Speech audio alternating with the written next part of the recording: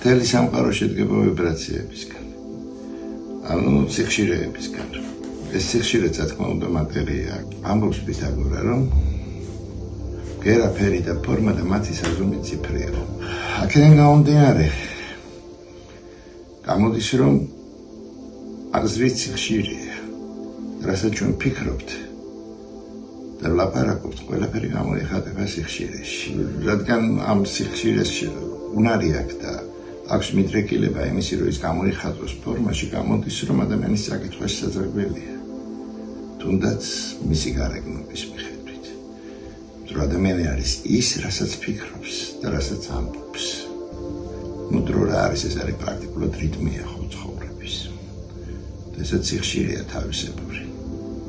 და ამ სიხშირეს გარკვეული ციფრია. აქედან გამომდინარე, შესაძლებელია გაეკობინარე ადამიანი, როდესაც დააწყობს ის დაბადების მონაცემებს.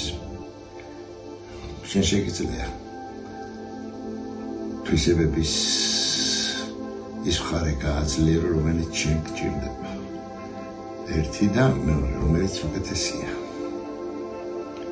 თუმცა ბევრი პირიქით აკეთებს, იმიტომ რომ ადამიანი იბადება გარკვეული მოცემულობით, მაგრამ ის მერე ან დეგრადირდება, ან ვითარდება, ან ერთად ტკეპნის ცხოვრებას. თუ ეს ყველა მონაცემი კიდევ შეგიძლია დათვალო, როდის რა და როგორ მოხდება. ამისათვის რთული არ არის. მსგავს მიმართულებას ოკულტიზმში ციფრულ ასტროლოგიას ეძახიან. აი სწორედ ამას ემსახურება ის სკოლა, რომელზეც ჩვენ ვსაუბრობთ ხოლმე, ცნობიერების ტრანსფორმაციის. და ვცდილობთ, რომ ადამიანები ამ მიმართულებით გავზარდოთ.